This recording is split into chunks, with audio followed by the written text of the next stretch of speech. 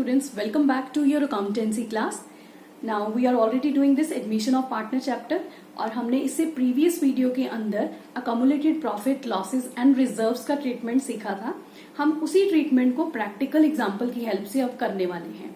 Now see, I have written here one question. A, B, C are partners, उनकी old ratio given है 2:1:3. Students आप साथ के साथ मत लिखिए, पहले इस पूरे कंसेप्ट को समझ लीजिए, उसके बाद आप इसको, मैं थोड़ी देर के लिए हट जाऊंगी स्क्रीन के आगे से and then you will note down this question. Now पहले क्वेश्चन समझ लीजिए. नाउ सी 2:1:3 और एक नया पार्टनर आ रहा है X. जो नया पार्टनर आ रहा है X वो 1/5 शेयर के लिए आ रहा है और क्वेश्चन के अंदर जो इन्फॉर्मेशन आपकी बैलेंस शीट के अंदर गिवन होगी that is journal reserve, profit and loss account, advertisement suspense, provident fund and gratuity fund. सबसे पहले आई होप ये पॉइंट आपको क्लियर होगा कि ये लाइबिलिटी साइड पे कौन सी लिखी होंगी और एसेट साइड पे कौन सी होंगी. ये लाइबिलिटी साइड पे है रिजर्व, प्रॉफिट एंड लॉस भी लाइबिलिटी साइड पे गिवन होगा. नाउ दिस एडवर्टीजमेंट सस्पेंस ये हमें एसेट साइड पर दिखेगा बैलेंस शीट में.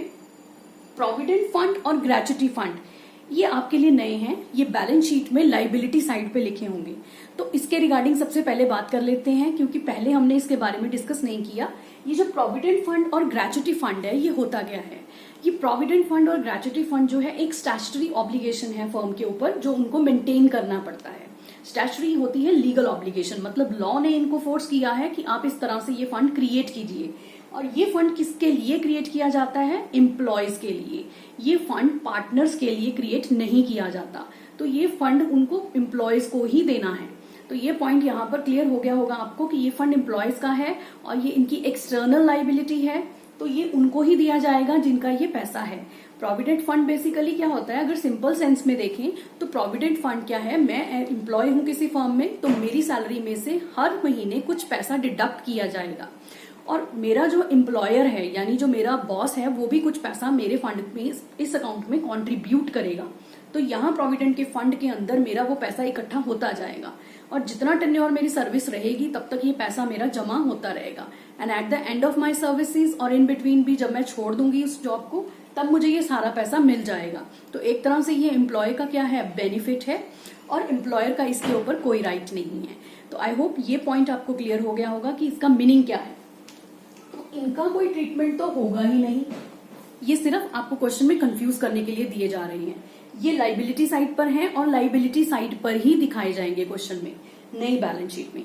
तो यहाँ हमने इनका कोई ट्रीटमेंट नहीं करना, इसको यहाँ से मैंने हटा दिया है. तो बच क्या गया है, reserves, profit and loss and advertisement suspense. तो हमने इससे पहले वीडियो में 2 केसेस सीखे थे. First is when partner decide to close these accounts, मतलब पार्टनर्स ने डिसाइड कर लिया मिलके एडमिशन के टाइम पर कि इन अकाउंट्स को बंद करना है, मतलब राइट ऑफ. आपको सिंपली याद होगा बंद करना मतलब राइट ऑफ कर देना. और राइट ऑफ की एंट्री अगर आपको याद होगी तो आप अपने आप दिमाग में स्ट्राइक करेगा, फटाफट से इसको लिख लोगे यहाँ पे. तो हम भी फटाफट से लिख लेते हैं. Journal reserve account debit 45,000, profit and loss account debit 90,000. 2 यहां हमने लिखा था टू ओल्ड पार्टनर्स. क्वेश्चन के अंदर 3 पार्टनर हैं. तो now I am going to right here is a is capital, B is capital, C is capital. सी मैंने इन्हें यहां पर रिजर्व और प्रॉफिट एंड लॉस को इकट्ठे ही डेबिट कर लिया है. हमने पहले भी सीखा था कि जो डेबिट में ये लाइबिलिटी साइड वाले पॉइंट्स हैं इनको हम इकट्ठे भी लिख सकते हैं. यहां मैंने एडवर्टीजमेंट सस्पेंस नहीं लिया है क्योंकि ये मेरा एसेट साइड का अमाउंट है. तो ये एसेट साइड वाला हम डिफरेंट ट्रीट करेंगे क्योंकि ये लॉसेज में हमने सीखा था. तो यहां पर अमाउंट क्या आएगा, इन दोनों को ऐड कर लेते हैं. 45,000, 90,000, इट कम्स टू 1,35,000. अब ये 1,35,000 हमने ओल्ड रेशियो में डिस्ट्रीब्यूट करना है. And the old ratio is, अगर मैं ए, बी और सी में देखूं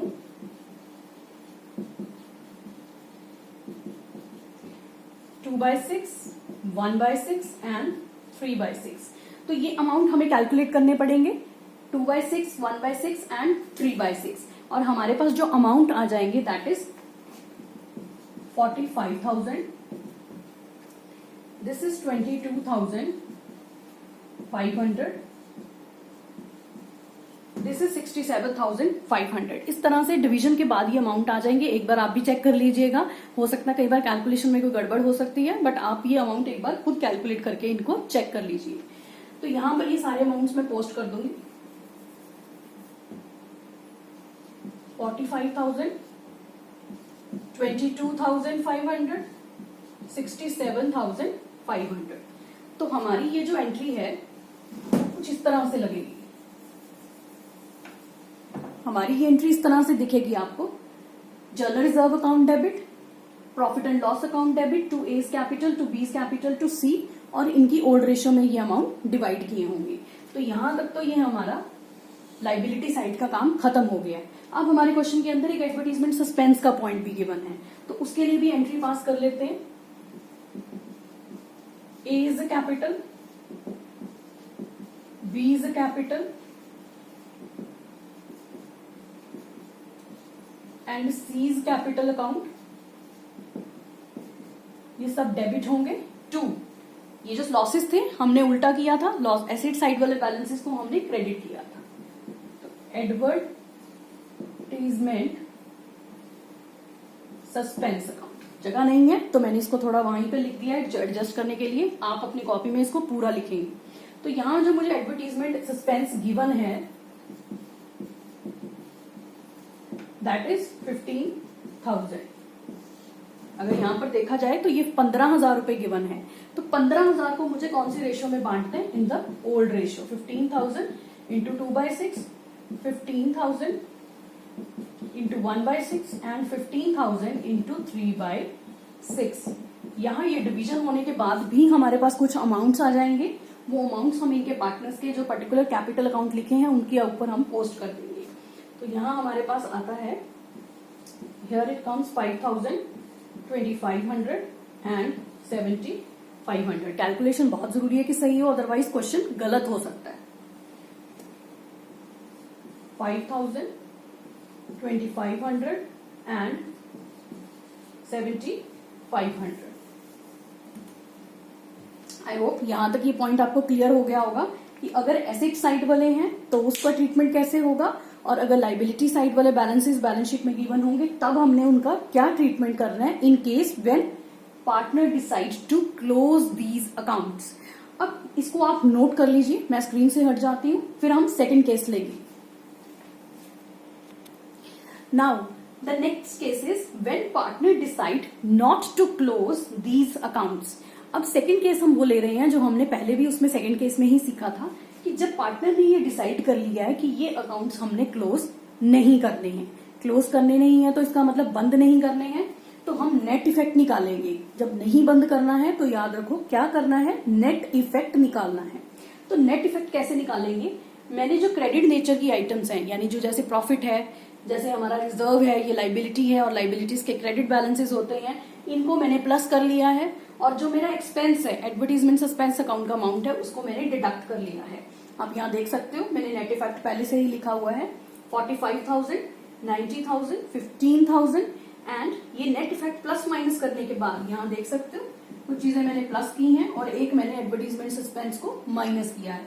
ये करने के बाद मेरे पास एक वैल्यू आ गई है दैट इज 1,20,000. इसको हम बोलते हैं net effect. This is our net effect.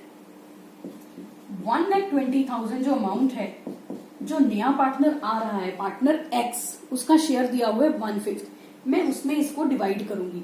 उसको डिवाइड करने के बाद ही मेरा क्वेश्चन शुरू होने वाला है. इसको डिवाइड करने के बाद कुछ मेरे पास अमाउंट आ जाएगा 24,000 रुपए. ये जब भी रेशो गिवन होगी आपको नए पार्टनर की, उसमें आपको पहले करना है, बाद में जर्नल एंट्री में लिखना, बाद में जर्नल एंट्री में पास करना, अदरवाइज गड़बड़ हो सकती है. तो पहले हमने नेट इफेक्ट निकाला.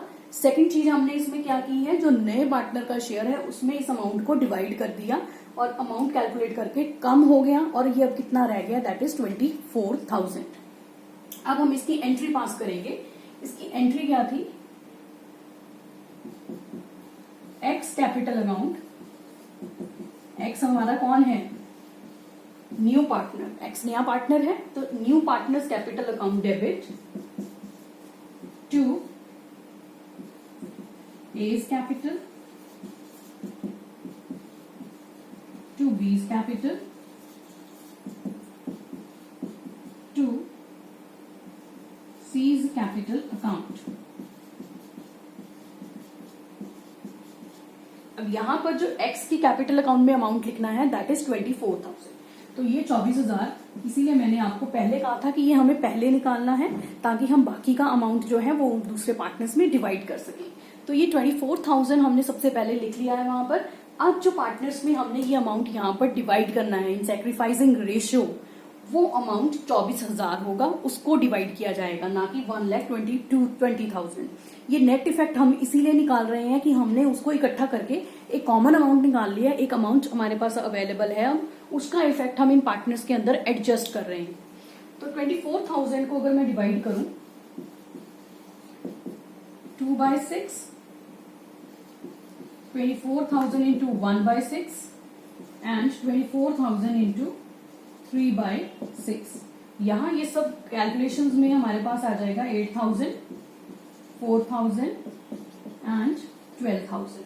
जब आप ये कैलकुलेशन कर लोगे तो कुछ अमाउंट्स हमारे पास आ जाएंगे, दैट इज 8, 4 एंड 12,000। तो मैं ये अमाउंट्स यहां पर लिख रही हूं, 8,000। यहां ये क्वेश्चन हमारा खत्म हो गया।